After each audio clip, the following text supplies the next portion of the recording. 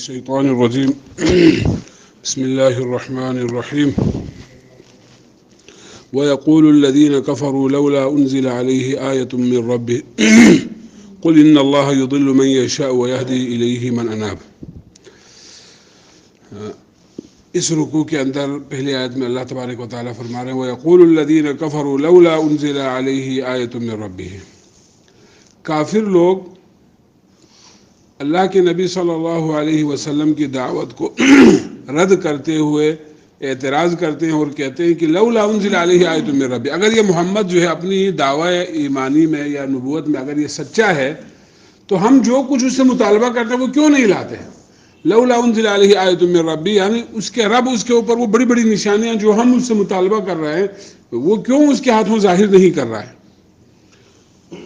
تو اللہ تبارک و تعالیٰ فرماتے ہیں اللہ کے نبی صلی اللہ علیہ وسلم سے آپ کہیے ان کو کہ قل ان اللہ یضل من یشاء، اللہ تبارک و تعالیٰ گمراہ کر دیتا ہے جس کو چاہے، ویہدی اور ہدایت دے دیتا ہے، الیہ اس کی طرف، من اناب جو اس کی طرف رجوع کرتا ہے.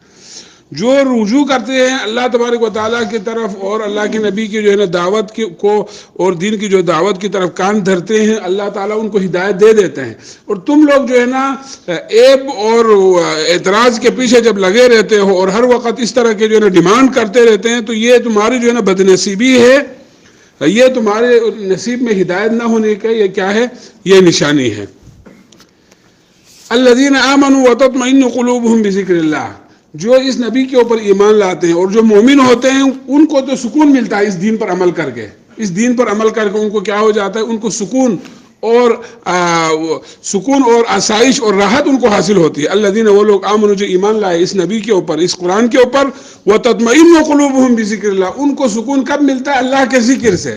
یعنی ذکر سے مراد اللہ کی توحید سے، اللہ کی جو ہے نا عبادت اور بندگی کرنے سے اور ان کی اللہ اور رسول کی اطاعت اور فرمانبرداری کرنے سے ان کو سکون ملتا ہے. تم لوگ ہو کہ تمہیں جو ہے نا شک میں لگے رہتے ہو اور ڈیمانڈ کرتے ہو اللہ سے، ڈیمانڈ کرتے ہو اللہ کے رسول صلی اللہ علیہ وسلم سے کہ یہ چیز لا، وہ چیز، تم اعتراض کے پیچھے لگے ہوئے ہو. یہ اس بات کی دلیل ہے کہ اللہ تمہیں ہدایت دینا نہیں چاہتا اور تم ہدایت سے دور ہو.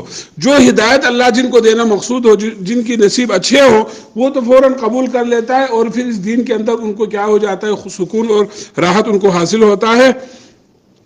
اللہ بذکر اللہ تطمئن القلوب، لوگوں کو اللہ کی جو نصیحت ہے، اللہ کے جو ذکر ہے اور اس دین کے اوپر جو عمل ہے، اسی میں حقیقی معنوں میں جو ہے دلوں کو سکون رکھا ہوا ہے. دلوں کی سکون جو ہے نا، راحت انسان کو جو ہے نا خوشحالی کس میں رکھا ہوا ہے، اس دین کے اندر عمل پیرا ہونے میں ہے، اس توحید کو اپنانے میں سکون ہے. تم اس توحید سے منہ موڑ کر تم جہاں بھی جاؤ یا جو بھی تم جو ہے نا جس طریقے پر بھی تم گامزن ہو، تمہیں کبھی سکون حاصل نہیں ہو سکتا اور تمہیں کبھی راحت نہیں مل سکتی. پھر اگلے آیت میں اللہ فرماتے ہیں الذین آمنوا، وہ لوگ جنہوں نے ایمان لائے، وعملوا الصالحات، اور انہوں نے اچھے اچھے اعمال کیے. یعنی تمہارے طرح اعتراضات نہیں کیے بلکہ اللہ کے رسول کے فرامین پر عمل کیے اور ایمان لائے. ایمان لانے کے بعد جو بھی ان سے مطالبہ کیا گیا، جو بھی ان سے تقاضا کیا گیا، ان سب کو انہوں نے کیا اور نیک اعمال سارے کیے. تو اللہ فرماتے طوبی لہم، ان کے لیے خوشحالی ہے، ان کے لیے آسودگی ہے، ان کے لیے راحت ہے. وحسن مآب، کل قیامت کے دن جب یہ لوٹ کر ہمارے پاس آئیں گے تو وہاں پر بھی ان کے لیے بہترین ٹھکانہ ہے. دنیا میں بھی ان کو ہم سکون دیں گے، دنیا میں بھی ہم ان کو چین دیں گے اور اچھی زندگی ہم ان کو دیں گے، اور اس دنیا کو چھوڑ کر جب یہ ہمارے پاس آئیں گے تو ان کو ہم بہترین ٹھکانہ ہم ان کو دے دیں گے. کذالک ارسلناک فی امت، پھر اللہ کے نبی صلی اللہ علیہ وسلم کی آیت کے اندر اللہ تبارک و تعالیٰ دلاسا دیتے ہوئے فرماتے ہیں کہ پیارے پیغمبر، یہ لوگ آپ کو جھٹلا رہے ہیں نا، تو آپ سے پہلے بھی ہم نے بہت سے انبیاء اسی دعوت کے ساتھ بھیجا، دعوت توحید کے ساتھ. تو ان قوموں نے بھی ان انبیاء کو جھٹلا دیا تو ہم نے ان کو عذاب دے کر ختم کر دیا. تو یہ لوگ بھی اگر آپ کو جھٹلاتے ہیں، آپ کی دعوت بھی ان سابقہ انبیاء کی دعوت سے مختلف نہیں ہے. وہ سابقہ انبیاء نے اپنے قوم کو جو دعوت دیا وہی دعوت آپ بھی دے رہے ہو. لہٰذا سابقہ دعوت کو انکار کر کے پہلے والے قوم گمراہ ہوئے اور اللہ نے ان کو برباد کر دیا. اگر یہ قوم بھی آپ کے کہا نہ مانے اور آپ کی جو ہے نا وہ نافرمانی کریں تو ان کو بھی ڈرنا چاہیے اللہ کی اس عذاب سے. کذالک، اسی طرح ارسلناک، ہم نے اے پیارے پیغمبر آپ کو بھیجا، فی امت، ایک ایسے امت میں، قد خلت من قبلها امم، اس امت سے پہلے ایسے بہت سی امتیں گزر چکی. یہ پہلی امت تھوڑی ہے دنیا میں، یعنی اس امت سے پہلے بڑی امتیں گزر چکی ہیں. من قبل امم لتتلو علیہم الذی اوحینا الیک، تاکہ آپ جو ہے نا ان کے اوپر، ہم جو آپ کے اوپر جو احکامات وہی کرتے ہیں ان احکامات کو آپ سنائیں ان کو. سابقہ امتوں کو بھی ان کے انبیاء نے سنائے لیکن نہیں مانے تو وہ ختم ہوئے. آپ کو بھی ہم یہی حکم دیتے ہیں کہ جو احکام ہم آپ کے اوپر اتارتے ہیں آپ اپنی امت کو، اپنے قوم کو یہ باتیں سنائیں. اور ان کی حالت کیا ہے؟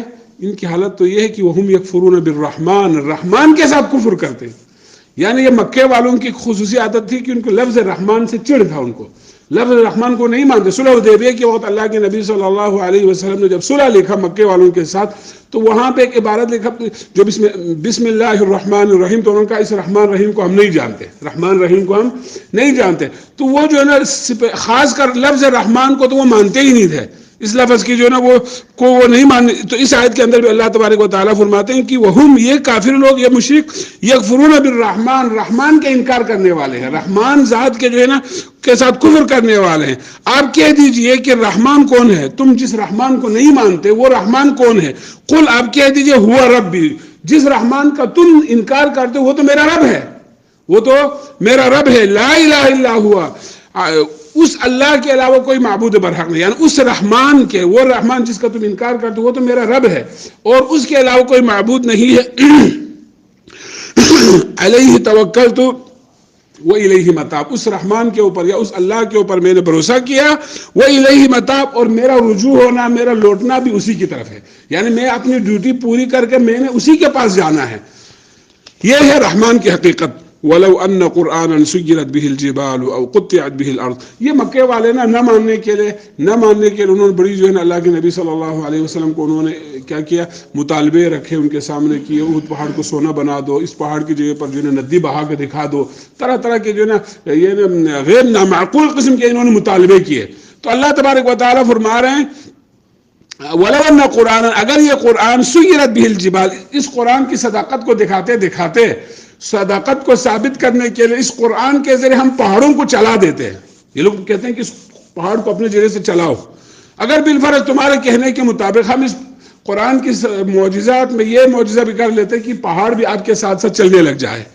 أَوْ قُطِّعَتْ بِهِ الْأَرْضُ، یا جو ہے نا پہاڑ چلا دیا، زمین کے جو ہے نا ٹکڑے ٹکڑے کر دی جاتے، یعنی ٹکڑے کو ادھر کر دیا، اس زمین کے ٹکڑے کو وہاں سے ہٹا کے ادھر کر دیا. تو اگر ایسا کر دیا جاتے، أَوْ كُلِّمَ بِهِ الْمَوْتَى، جو لوگ آج تک مر چکے ہیں، دفن ہو چکے، ہم ان کو پھر کھڑا کر کے ان سے باتیں کرا لیں آپ تم لوگوں کے. یعنی قرآن کی صداقت کو ثابت کرنے کے لیے پہاڑوں کو اگر چلا دیا جاتے یا زمین کو ٹکڑا ٹکڑا کر دیا جاتے یا مردوں سے باتیں کیا جاتے تو یہ سب کر سکتے ہیں. لیکن اس کے باوجود انہوں نے یہ پھر کیا ہوں گے، پھر بھی مکر جائیں گے، پھر بھی انکار کر دیں گے.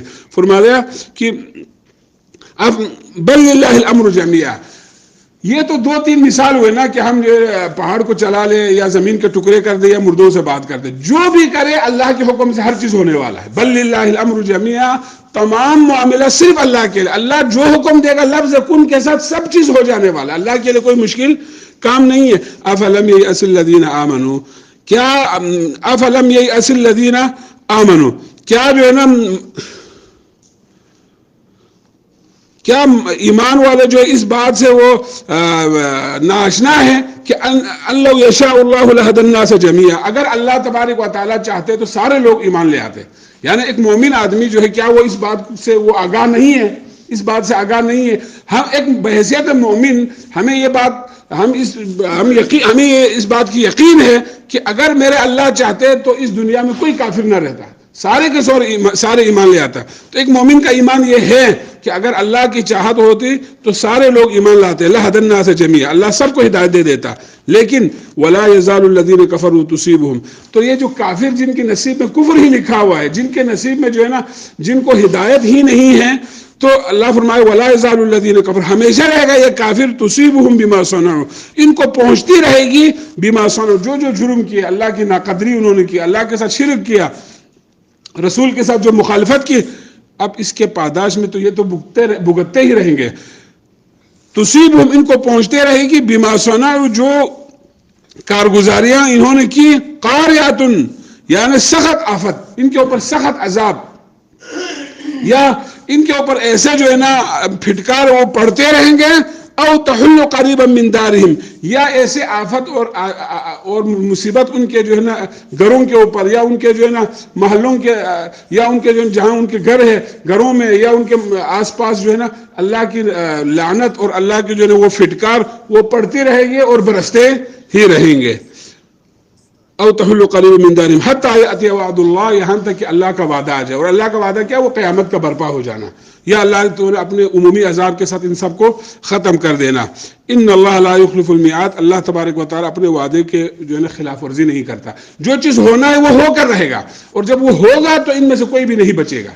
تو تب تک جو ہے نا ان کے نصیب میں یہ ہے کہ ان کے نصیب میں کیا ہے؟ اللہ کی طرف سے عذاب اور سختی اور پھٹکار اور لعنت، یہ ان کو پڑھنا ہے اور یہ پڑھتے ہی رہیں گے. اگر اللہ چاہتا تو یہ سب کے سب مومن بنا سکتے ہیں، لیکن اللہ نے ان کو اپنی مرضی پر چھوڑ دیا ہے، اور یہ جبری دین کے اندر یا اس کے اندر اللہ تبارک و تعالیٰ نے نہیں رکھا. اللہ سبحانہ و تعالیٰ سے دعا کہ اللہ تبارک و تعالیٰ ہمیں سمجھنے عمل کرنے کی توفیق عطا فرمائے.